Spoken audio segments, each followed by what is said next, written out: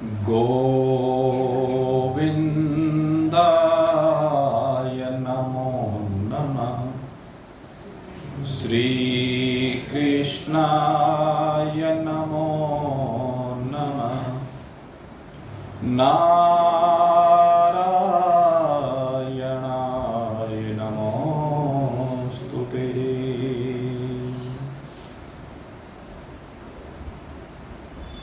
उपस्थित परम सौभाग्यशाली भगवत रस पिपासु भगवत भक्तवृंद, परमात्मा की असीम महान महती दयाद्र करुणाद्र कृपा जो हम सबको सबसे पहले तो ये मनुष्य का शरीर प्रदान किया और मनुष्य शरीर प्रदान करने के उपरांत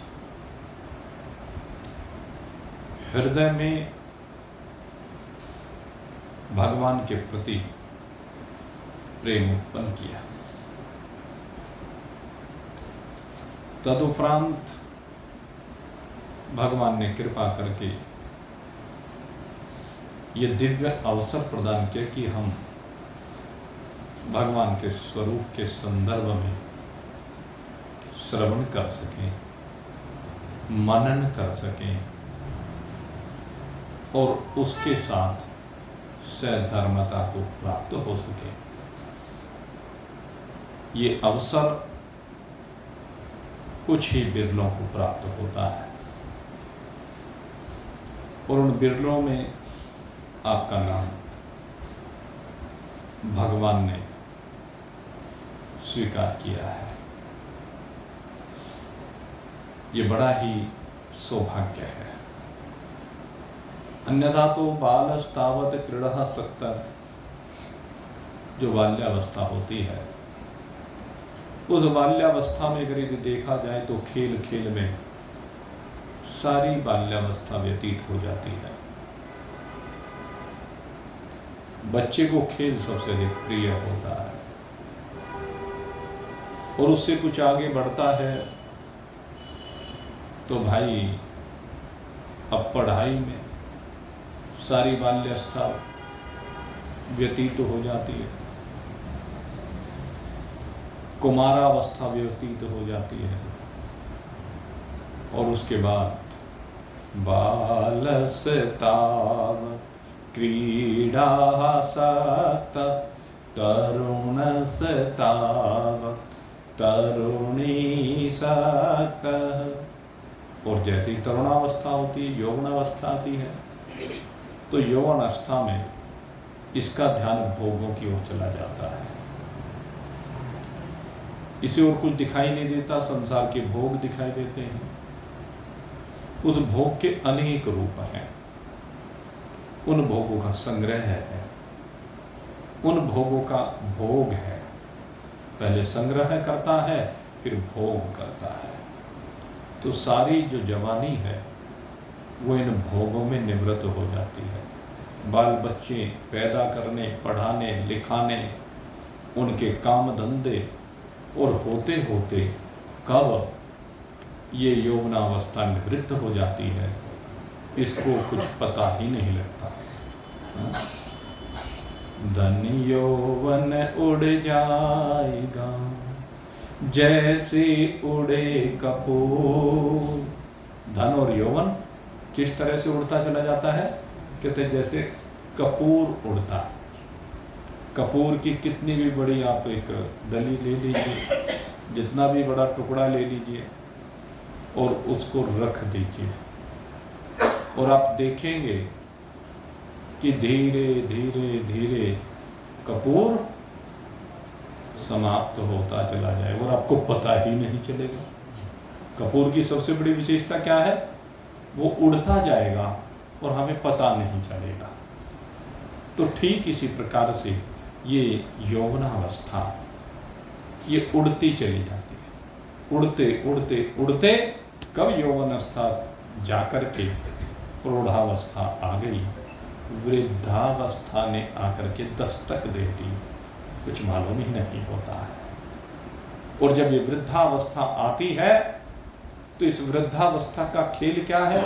वृद्धस्य तावत चिंता सक्त। जब बुढ़ापा आता है तो उसमें तो बस चिंता ही चिंता। लेकिन यहां पर एक मैं बात आपको बता देना चाहता हूं, ये चिंता किसको है? कहते जिसने बालकपन खेल में बिताया है, जिसने जवानी को भोग में बिताया है, उसके लिए बात करें। भगवान शंकराचार्य का श्लोक है, जिसने बाल्यावस्था और यौवनावस्था का सदुपयोग नहीं किया, उसकी वृद्धावस्था चिंता में व्यतीत होती है। वृद्धस्तावत चिंता आसक्त। लेकिन एक दूसरे प्राणी होते हैं जिन्होंने भले ही बाल्यावस्था बूढ़ावस्था है, लेकिन बाल्यावस्था में ही जिन्होंने अपने हृदय में संस्कारों को समाहित कर लिया है, शुभ संस्कारों ने उनके हृदय में डेरा लगा लिया है, और उन शुभ संस्कारों के परिणाम स्वरूप उसका चित्त जब यौवनावस्था आती है तो केवल भोगों में रहता तो है, लेकिन केवल भोगों में नहीं रहता। उसका चित्त भोगों के साथ साथ संसार में, उसके उत्थान में, उसको सहयोग करने में, उसको एक सही स्वरूप देने में, इसमें भी लग जाता है। और जिसका चित्त इसमें लगने लगता है, धीरे धीरे भगवान की कृपा होती है, भगवान उसे अपनी ओर आकृष्ट करने लगते हैं। पहले वह संसार की ओर आकृष्ट होता है, संसार की सेवा की ओर आकृष्ट होता है, तदुपरांत भगवान उसे अपनी ओर आकृष्ट करते हैं। और जब वो भगवान की ओर आकृष्ट होने लगता है तो संसार की सेवा चलती तो तब भी रहती है, लेकिन अब प्रायोरिटी पर भगवान की सेवा हो जाती है। और जब भगवान की सेवा होने लगती है, भगवान से प्रेम होने लगता है, अंध भक्ति होने लगती है। अंध भक्ति माने कहते हैं बस भगवान पर आंख मीच करके विश्वास करना। इस तरह की उसकी प्रवृत्ति बनने लगती है कि मेरी जीवन की नैया परमात्मा चला है, मेरा आपकी कृपा से सब काम हो रहा है, मेरा आपकी कृपा से सब काम हो रहा है। करते हो तुम कन्हैया, मेरा नाम हो रहा है। करते हो तुम कन्हैया, मेरा नाम हो रहा है। पतवार के बिना ही मेरी नाव चल रही है, पतवार के बिना ही मेरी नाव चल रही है। हैरान है जमाना, मंजिल भी मिल रही है, हैरान है जमाना, मंजिल भी मिल रही है। मेरा आपकी कृपा से सब काम हो रहा है। वो कहता है कि मेरा सारा काम अब भगवान कर रहे हैं, मैं कुछ भी करने वाला नहीं। अपने में अकर्ता भाव आता है, वो कर्ता भाव आने के कारण से उसका प्रेम भगवान में दिन दूना रात चौगुना बढ़ने लगता है, और वो अपने में एक भाव बनाता है। आपने परसों चर्चा सुनी थी सतोगुण की, उस सतोगुणी चर्चा में फिर उसके अंदर एक भाव, ये सतोगुण की वृद्धि होने से आता है, भगवान से प्रेम होने से आता है। मैं तो नहीं हूं काबिल, तेरा पार कैसे पाऊं। उसके अंदर क्या भाव होता है? मैं तो काबिल नहीं हूं, फिर तेरा पार मैं कैसे पा सकता हूं? प्रभु, मेरे अंदर वो शक्ति नहीं, सामर्थ्य नहीं, भौतिक क्षमता नहीं, आध्यात्मिकता नहीं, स्वाध्याय नहीं, इसलिए तेरा पार कैसे पा सकता हूं? हे प्रभु, मेरे अंदर वो शक्ति सामर्थ्य नहीं है, बस मैं तो केवल अपने आप को तेरे हवाले करके चल रहा हूं। जब इस प्रकार का भाव उसके मन में आता है, अपने अंदर जरा भी अहम भाव नहीं आता। सतोगुण में जब सतोगुण की वृद्धि होती है तो दो प्रकार के भावों की आपसे चर्चा की थी। एक भाव होता है ज्ञान का अहंकार होने का, मैं ज्ञानी हूं, और दूसरा भाव जो आता है उसमें मैं ज्ञानी हूं ये नहीं कहता। दूसरे में क्या होता है, मेरा स्वरूप ज्ञान स्वरूप है। मैं ज्ञानी हूं में अहंकार है, मैं ज्ञानी हूं में सात्विकता है, लेकिन मेरा स्वरूप ज्ञान स्वरूप है। सबका स्वरूप ज्ञान स्वरूप है, उसमें भेद नहीं है, वो अभेद दृष्टि है। मैं ज्ञानी हूं, यहां पर दृष्टा भाव, मैं ज्ञानी हूं, इसमें भाव कौन सा बनता है कि मैं दृष्टा हूं, यानी ज्ञान का दृष्टा हूं। लेकिन जब यह दृष्टापना भी निवृत्त हो जाता है, उस समय मेरा स्वरूप एकमात्र ज्ञान स्वरूप रहता है। जितनी भी त्रिपुटियां हैं, अगर यदि आप त्रिपुटियों की ओर ध्यान करेंगे, दृष्टा, दर्शन और दृश्य, तीन चीजें होती हैं। एक दृश्य है, उस दृश्य का दर्शन होता है किसको, दृष्टा को। तो यहां तक सतोगुण है। जब दृष्टा को दर्शन होने लगता है, किनका, वृत्तियों का, कि ये वृत्ति रजोगुण का प्रभाव, ये वृत्ति तमोगुण का प्रभाव, ये वृत्ति सतोगुणी है, और वो उन वृत्तियों से अपने आप को अलग करने लगता है, तो ये दृष्टा भाव होता है। जैसे ध्याता, ध्यान, ध्येय, ये भी त्रिपुटी है। ध्येय माने परमात्मा है, ध्यान वो प्रक्रिया है जिसके द्वारा उस परमात्मा में चित्त को लगाया जाता है। और कौन लगाता है, कहते ध्याता, यानी ये जीवात्मा। ये जीवात्मा जिस प्रक्रिया के द्वारा परमात्मा में ध्यान को लगाता है, परमात्मा में अपनी वृत्ति को प्रवाहित करता है, परमात्मा की ओर वृत्ति का प्रवाहित होना यही ध्यान है। लेकिन इसमें वो वृत्ति का साक्षी होता है, वृत्ति को देखने वाला होता है, इसलिए इसको ध्याता कहते हैं। ये वो जो परमात्मा का वृत्तियां बनती जा रही है, अपने में परमात्मा का प्रेम जग करके हम ये अनुभव करते हैं कि हाँ, मेरा मन परमात्मा में लगता जा रहा है, मुझे परमात्मा की चर्चा सुननी अब अच्छी लगती है। बहुत से लोगों को परमात्मा की चर्चा सुननी अच्छी लगती है, बहुत से लोगों को परमात्मा के नाम का गुणानुवाद करना अच्छा लगता है, बहुत से लोगों को परमात्मा का मंत्र स्मरण करना अच्छा लगता है, बहुत से लोगों को परमात्मा की अर्चना करनी, पूजा पाठ करनी, वंदना करनी, स्तुतियां करनी, स्तोत्र करना, ये अच्छा लगता है।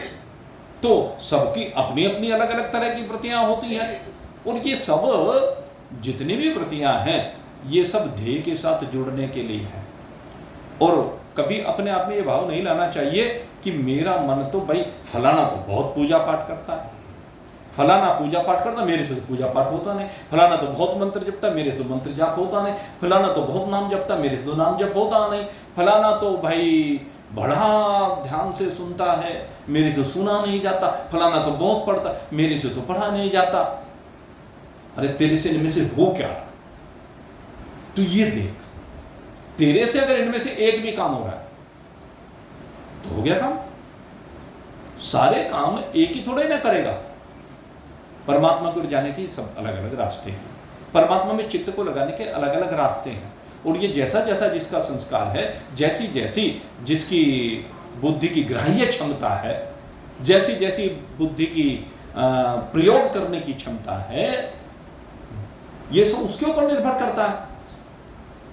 क्योंकि सबके देश अलग हैं, सबके काल अलग हैं, सबकी परिस्थितियां हैं। देश से तात्पर्य भाई देश भी है, काम भी है, सबके भिन्न भिन्न प्रकार के काम है। तो उन भिन्न भिन्न कामों के कारण से उसकी भिन्न भिन्न परिस्थितियां हैं। तो जैसी भी परिस्थितियां, जिस परिस्थिति के द्वारा भी आप ध्येय की ओर बढ़ सके, तो ध्येय की ओर जिस प्रकार से भी आप बढ़ सके वही श्रेष्ठ है, उसी में आप ध्याता है। लेकिन आप उसको देखें कि हाँ मैं कर रहा हूं कि नहीं कर रहा हूं। आपका मन, अगर ये देखा जाए तो सबसे पहली भक्ति श्रवण कही गई है, और मैं मानता हूं श्रवण से श्रेष्ठ कोई दूसरी भक्ति नहीं होती, जिसका मन सुनने में लग जाता। क्या सुनने में? परमात्मा की चर्चा। आप कहीं भी देखें, सबसे पहली जब भी भक्ति का वर्णन आता है तो उसमें श्रवण सबसे महत्वपूर्ण आता है। और श्रवण किससे होता है? कहते महान पुरुषों से। तो दो चीजें जरूरी है, महान पुरुषों का संग और दूसरा उनके मुखारबिंद से भगवत चर्चा का श्रवण। ये दो चीजें बहुत जरूरी है। अब आप सबसे पहले ये चिंतन करें कि भाई हमारा ये दोनों काम बन रहे हैं क्या? अगर यदि महान पुरुष आपके जीवन में आ रहे हैं, और महान पुरुष न केवल आ रहे हैं अपितु वो सत्संग चर्चा कर रहे हैं, ये सबसे जरूरी है। महान पुरुष जीवन में आ जाए और सत्संग चर्चा ना हो तो अधूरापन रह जाता है, संशय रह जाते हैं, विपर्य रह जाते हैं, असंभावना और विपरीत दोष रह जाते हैं। इन सब की निवृत्ति करने के लिए जरूरी है कि श्रवण हो। आप सबरी को देखिए, सबरी ने क्या कहा? प्रथम भगति संतन करी संगा। पहली भक्ति संतों का संग है, और दूसरी रति मम कथा प्रसंगा। अब भगवान में रति कब होगी? भगवान के प्रसंगों में रुचि कब? जब कोई सुनाएगा तभी तो होगी, सुनने से तो होगी। तो पहली भक्ति में श्रवण शामिल है, पहली भक्ति में ही श्रवण शामिल है कि महान पुरुष मिलेंगे तो महान पुरुषों का कार्य यही है कि वो भगवान की चर्चा करें, भगवान की महिमा का गुणानुवाद करें। ये उनका सबसे पहला कार्य होता है, और जब वो कार्य होता है तो उससे भगवान में प्रेम बनता है। दूसरा रतिमम कथा प्रसंगा, भगवान के कथाओं में प्रेम बनता है, हृदय द्रवित होता है। जिसका हृदय द्रवित नहीं होता ना, अब ये एक सबसे बड़ी बात है, मैं आपको बता दूं, ये सूत्र है, देख लेना, अपना अपना आत्मनिरीक्षण करके देख लेना। ये मैं आपको सूत्र की बात बता रहा हूं और बहुत बड़ी बात है, हृदय का द्रवित हो। जब आप भगवान की चर्चा को सुने या करें, दोनों बातें हैं। कहते सुनते सुनते आपका हृदय द्रवित हो जाए, या कहते कहते आपका हृदय द्रवित हो जाए। भगवान की चर्चा करते करते आपका हृदय द्रवित हो जाए, और हम कब माने कि हमारा हृदय, कठोर हृदय, विकारों से संयुक्त हृदय द्रवित हो गया है? तो पहचान बता दी गोस्वामी जी महाराज ने, जब भगवान का गुणानुवाद करते करते आपके मम गुण गावत पुलक शरीरा, मम गुण गावत पुलक शरीरा, गद गद गिरा नैन बहनीरा। ये पहचान है। कहते हैं भगवान का गुणानुवाद करते करते, भगवान की चर्चा सुनते सुनते आपकी आंखों से झरझर आंसू बहने लगे। आप परमात्मा को याद करते हुए रोने लगे, परमात्मा को उड़ाना देते हुए रोने लगे। उड़ाना भी होता है परमात्मा की भक्ति में। परमात्मा का कोई भी प्रसंग प्रारंभ होता है, जब भी किसी भक्त की चर्चा प्रारंभ होती है, आप ऐसे द्रवित हो जाएं।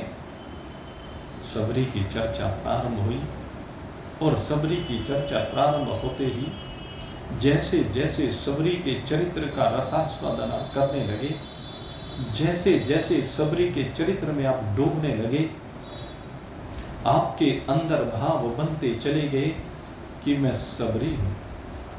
सबरी जिसने भगवान की बड़ी प्रतीक्षा की है, मैं भी सबरी की तरह से भगवान की प्रतीक्षा कर रही हूं। मैं भी भगवान को उसी प्रकार से स्वागत करने के लिए सदा तत्पर हूं।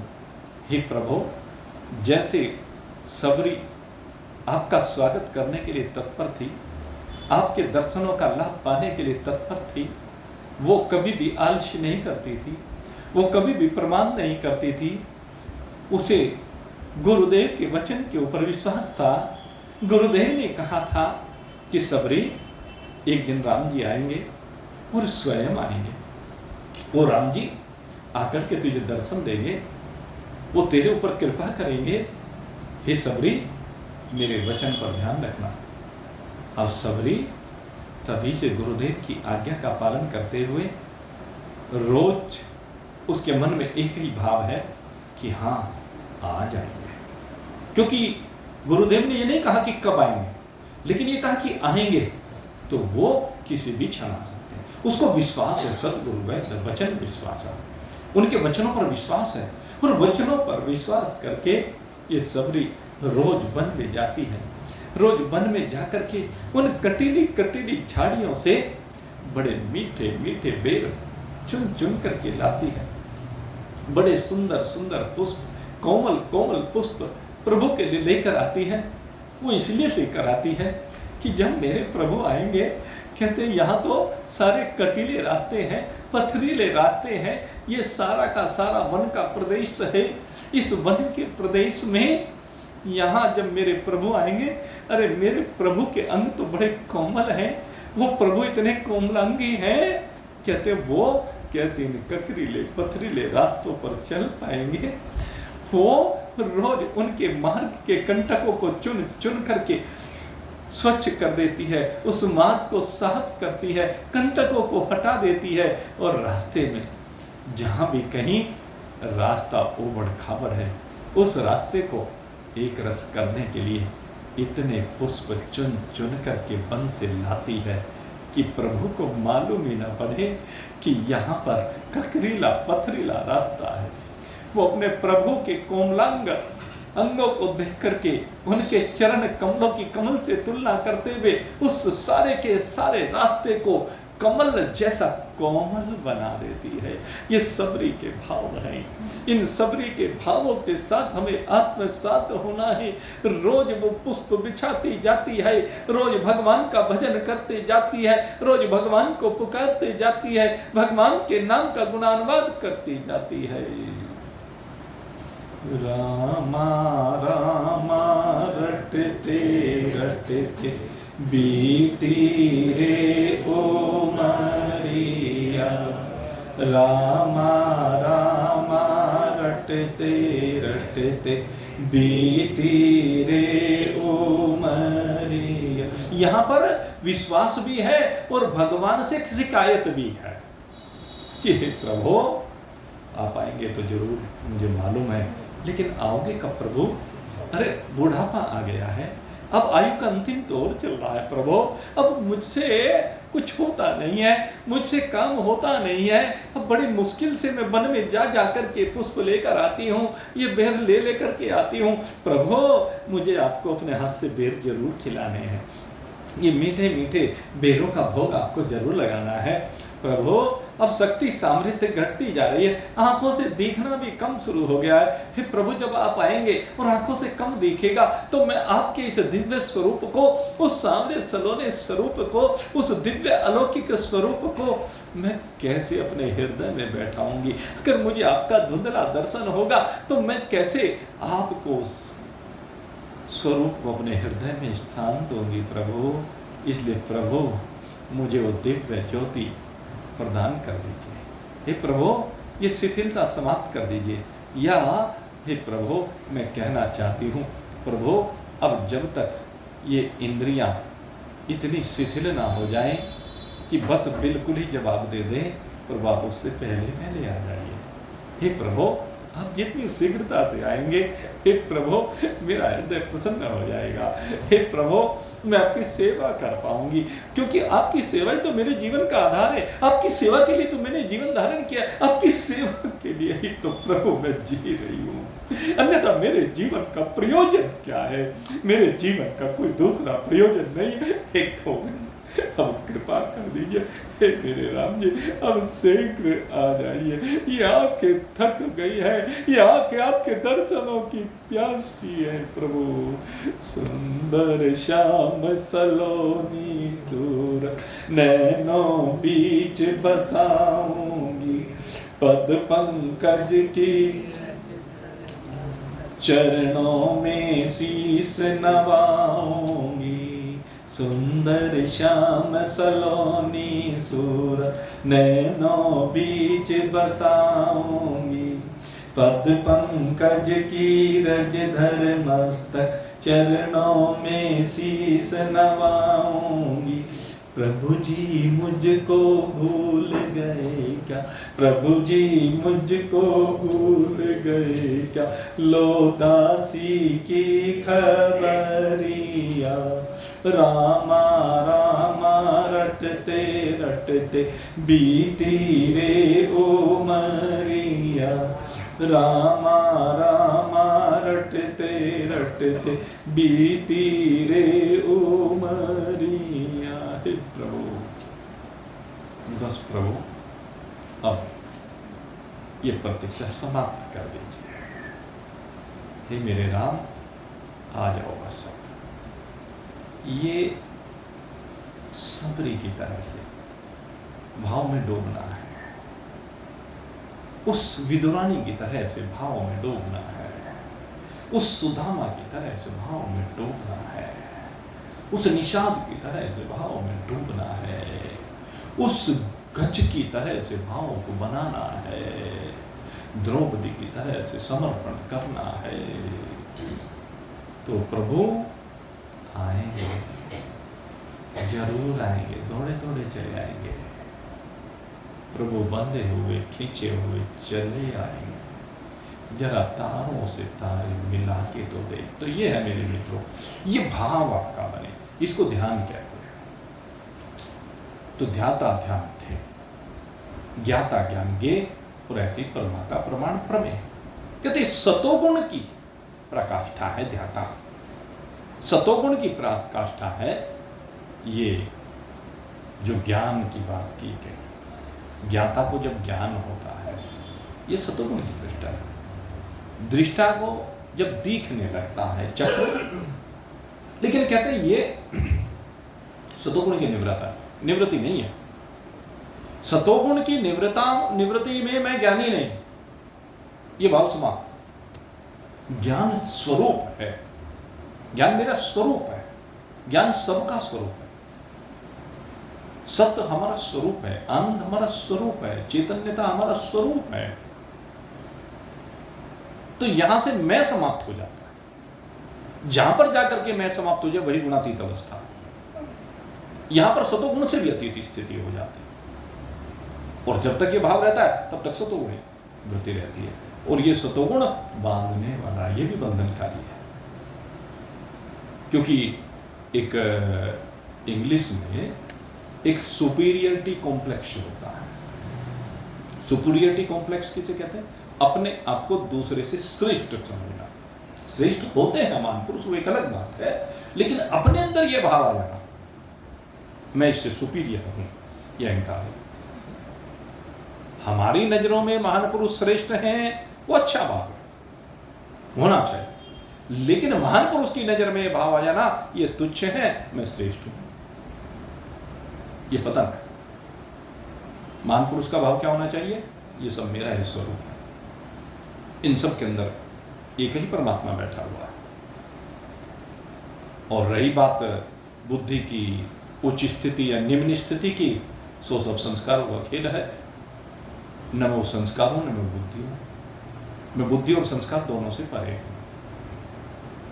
मेरे में मनोबुद्धि अहंकार चित्तानि न च व्योम भूमि न तेजो रकाय, ये सब कुछ है ही नहीं। मेरे में ये बुद्धि अहंकार चित्त आदि कुछ है ही नहीं। ये सब तो वृत्तियां हैं, और मैं वृत्तियातीत हूं, गुणातीत हूं। ये स्थिति होनी चाहिए, अन्यथा ये ज्ञान जो सतोगुणी ज्ञान है वो बांध लेता है, महान पुरुषों को भी बांध लेता है।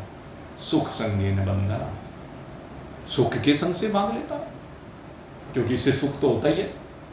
जब कोई श्रेष्ठ हो, महान पुरुष कोई श्रेष्ठ हो जाता है भगवान की भक्ति करके, कह लीजिए शास्त्रों का स्वाध्याय करके, ज्ञान को प्राप्त करके, अब उसकी सेवा होने लगती है, उसके आगे पीछे भक्त चक्कर लगाने लगते हैं, तो उसको सुख मिलने लगता है। उसमें सुख मिलना प्रारंभ हो जाता है, और जब वो सुख मिलता है ना तो वहीं बंध जाता है। जब उसमें सुख मिलने लगे तो वहां बंधन है।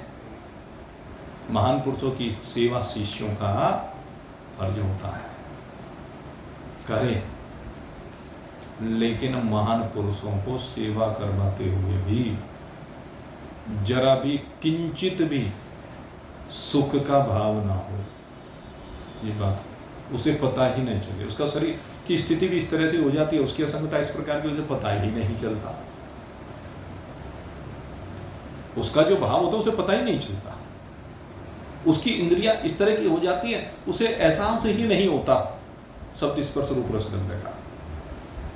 और आप ये मत सोचना ये जो बात आपके सामने कह रहे हैं ये कोई ऐसी बात है, ये संभव नहीं है, संभव है। और ये आप सबको इसकी अनुभूति हो सकती है, होती तो है, लेकिन उसे आप दृष्टा बन करके देखते नहीं। अंतर सिर्फ ये है, जिस समय आपके अंदर दृष्टा भाव आ जाएगा, ये जो दृष्टा भाव है ना, इस दृष्टा भाव में फिर आपको अनुभूति होनी बंद हो जाएगी। आप उससे विलग अपने आप को अनुभव करें।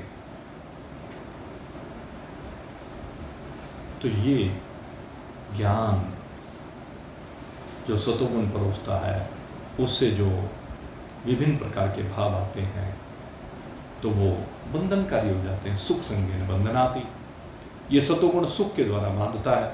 और अब इसके बाद जो बात आती है वो आती है रजोगुण की, क्योंकि ये जो रजोगुण है ये बड़ा महत्वपूर्ण है। तो इस रजोगुण के संदर्भ में भगवान चर्चा कर रहे हैं। भगवान आज अर्जुन को कहते हैं, रजो रागात्मकं विद्धि तृष्णा संग समुद्भवः। रजो रागात्मकं विद्धि तृष्णा संग समुद्भवः। तन्निबध्नाति कौन्तेय कर्म संगेन देहिनम्। इस रजोगुण में क्या है? रजोगुण कहां से उत्पन्न होता है? रजोगुण के उत्पन्न होने के पीछे क्या कारण है? तो सबसे पहली बात कही रागात्मक। ये जो रजोगुण है भाई, कहते राग, दो चीज होती है ना, एक राग होता है, एक वैराग्य होता है। राग और वैराग किसी भी अनुकूल पदार्थ में या जीव में, क्योंकि दोनों चीजें हैं, कोई वस्तु भी हो सकती है, कोई व्यक्ति भी हो सकता है, या कोई परिस्थिति हो सकती है अनुकूल, कोई अनुकूल घटना हो सकती है, कोई अनुकूल आपके कर्म हो सकते हैं जो आपको अनुकूल लगते हों। कहते उनमें जो प्रियता का भाव है, वो जो अच्छे लगते हैं, ये राग। बेटा सेवा कर रहा है तो अच्छा लग रहा है, पत्नी सेवा कर रही तो अच्छा लग रही है, मित्र प्रशंसा कर रहा तो अच्छा लग रहा है, मित्र सहयोग कर रहा है तो अच्छा लग रहा है, मंदिर में जाकर के भगवान का भजन कर रहे हैं तो अच्छा लग रहा है। बहुत सी परिस्थितियां हैं जीवन में। रोज किसी चाट वाले की ठेली पर खड़े होकर के चाट खाना अच्छा लगता है। सुबह हम स्कूल जाते हैं तो क्या देखते हैं, सुबह कहीं ठेलियां खड़ी होती हैं, वो खस्ता, छोले खस्ता, आलू खस्ता, और भाई पूरी भीड़ लगी रहती है उन पर।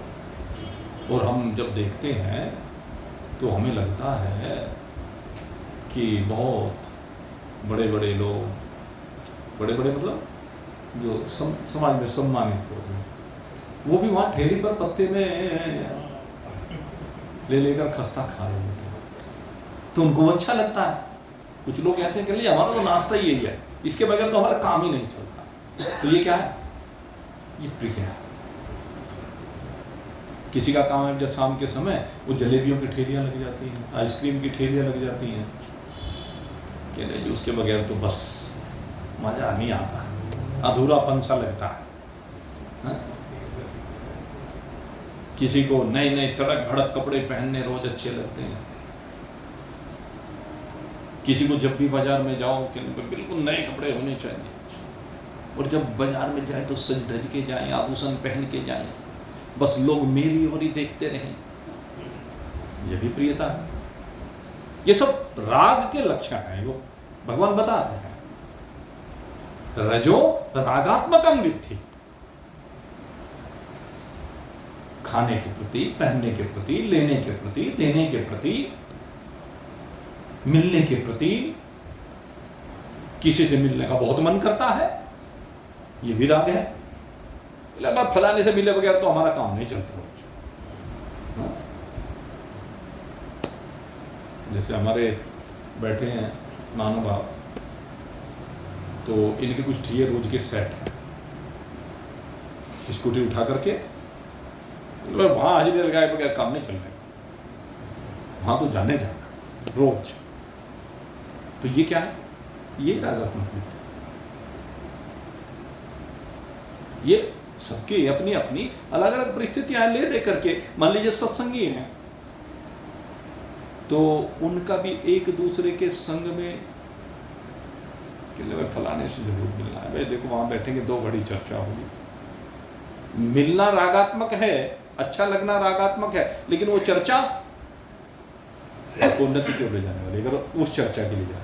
और कुछ मिलना जरूरी है, राग है, और फिर बैठ के गपशप लड़ाना, ये भी राग है, ये भी तो राग है। कहते जो भी कुछ अंतःकरण को प्रिय लगे, अंतःकरण को वस्तु, व्यक्ति, परिस्थिति, काल प्रिय लगे। अब जैसे प्रातः काल में घूमना अभी तक अच्छा लग रहा, सुबह का जो वातावरण होता है वो अभी तक ऐसा नहीं हुआ कि दिक्कतप्रद हो, बड़ा सुखद सा लग रहा है। पिछले लगभग 1 महीने से 1.5 महीने से, 1-1.5 महीने से वातावरण सुखद है, ये विराग है।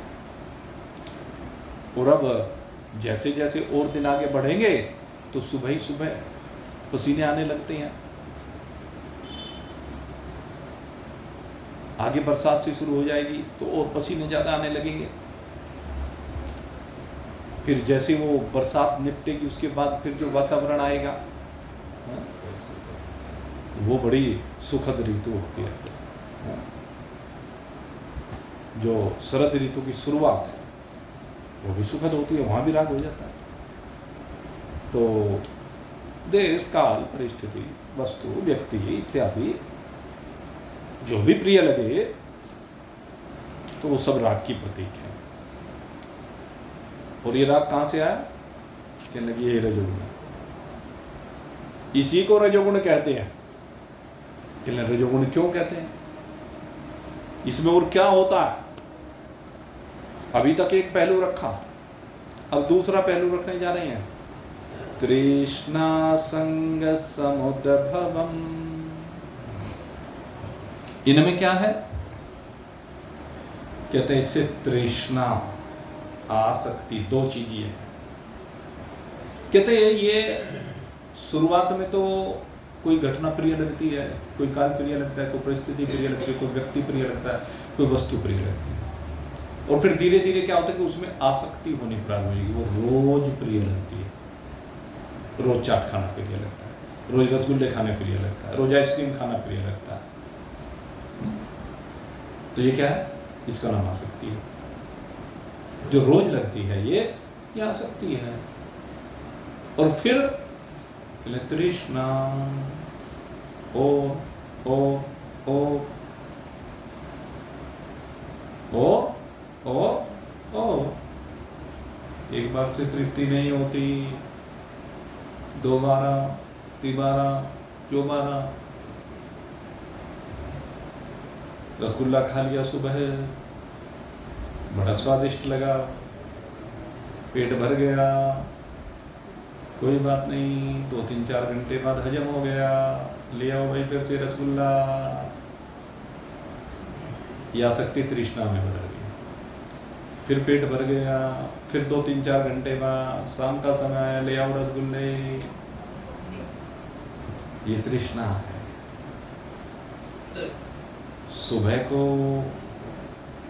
कमा लिया, फिर दोपहर को कहने लगे इससे ज़्यादा कमा लिया, फिर शाम को इससे ज़्यादा और कमाई हो।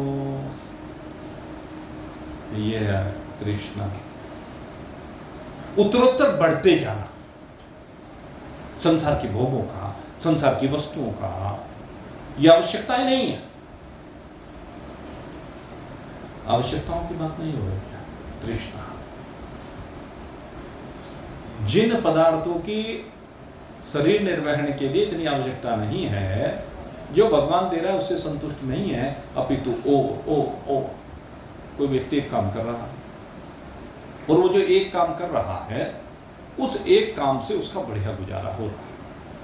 तृष्णा की बात चल रही, उससे गुजारा हो रहा है बढ़िया, लेकिन उसके बाद फिर उसके दिमाग में आता है कि तेरे पास धन भी है भाई, और एक काम कर तो कुछ और कर ले, साथ में समय भी है, धन भी है, और तेरा दूसरा काम भी चल जाए। और वो दूसरी तरफ भी पैर पंजे मारना शुरू किया, दूसरा काम भी चल गया। अब दूसरा चल गया, फिर कहने लगे तीसरा होल खोल ले भाई। तीसरा खोल लिया, एक फैक्ट्री लगी, दूसरी लगी, तीसरी लगी, चौथी लगी, 5। और जैसे जैसे लगती चली गई, काम बढ़ता गया कि घटता गया? काम बढ़ता चला गया, समय का अभाव होना प्रारंभ हो गया। इधर देखेगी, इधर देखेगी, इधर देखे, खोपड़ी खराब होने शुरू हो गई। इधर का कैसे करूं, इधर का कैसे करूं, उसका कैसे करूं। एक उदाहरण देता हूं। एक व्यक्ति को नेतागिरी करने का चस्का लग गया।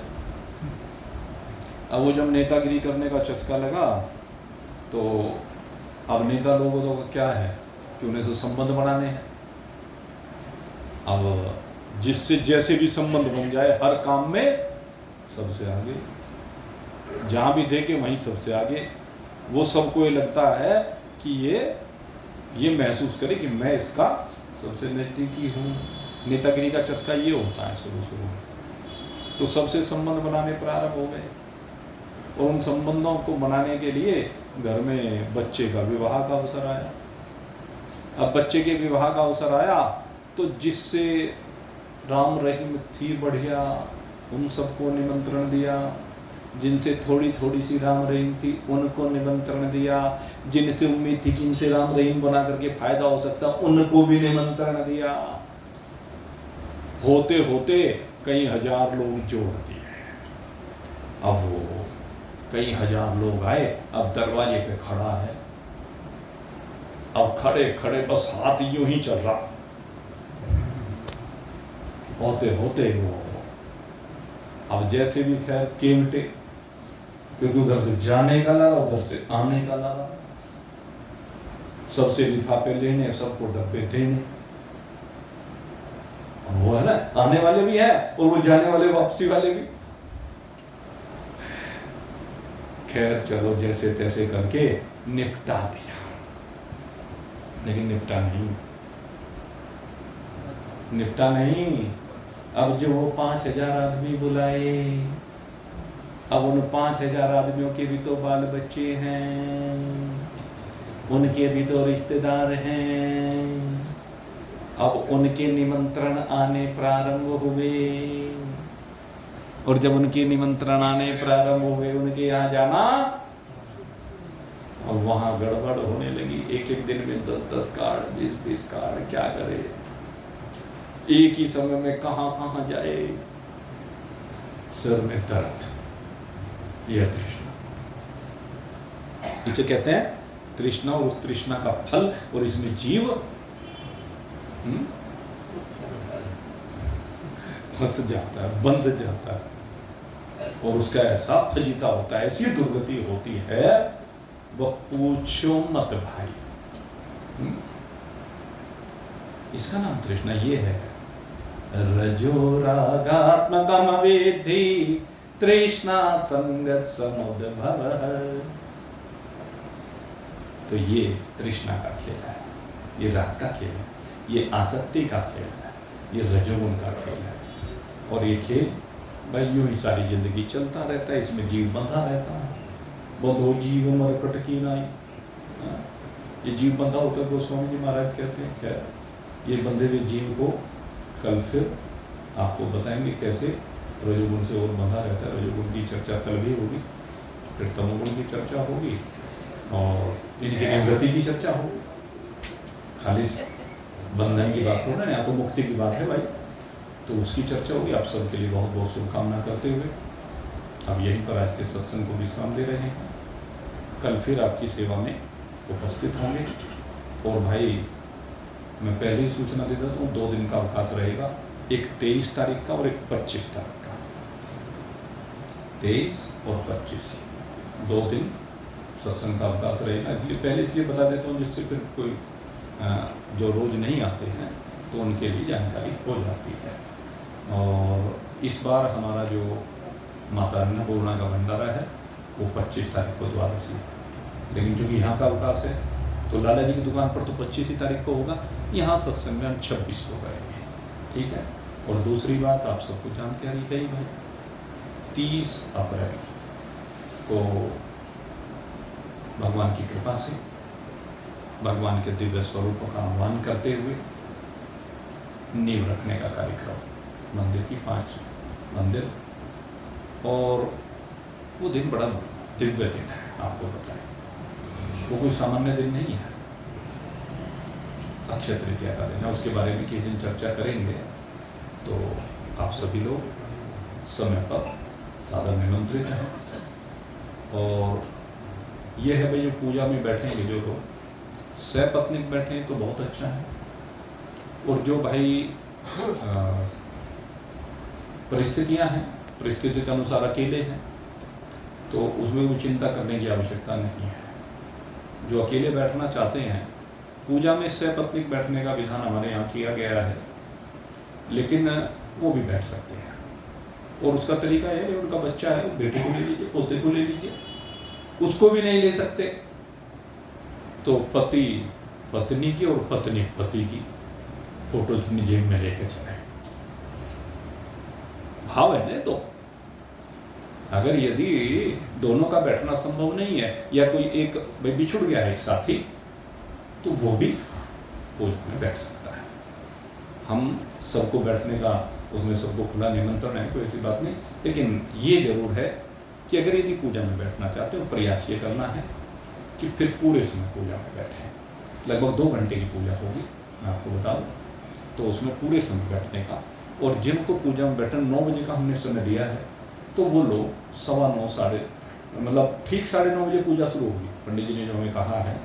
और आपको पता है हमारा जो टाइम होता है वो फिक्स होता है, तो वो 9:15 बजे तक हर कंडीशन में वहाँ पर पहुँचे। और भाई जिनको बैठने में थोड़ी सी दिक्कत है, वो अपने छोटे छोटे से स्टूल से वो भाई अपने लेते हैं ना। वैसे चेयर्स वहाँ रहेंगी, लेकिन चेयर्स ज़्यादा ऊंची हो जाती है बैठने में, उन पर बैठने में पूजा में सुविधा भी नहीं होती। तो छोटे जो स्टूल हैं वो आप लेकर के आ सकते हैं, जिन पर आप बैठ करके कर सकते हैं, ठीक है। तो आप सबके लिए बहुत बहुत शुभकामना करते हुए अब यहीं पर मैं सत्संग को विश्राम दे रहा हूँ। आगे फिर चर्चा करेंगे। बोलिए सच्चिदानंद भगवान की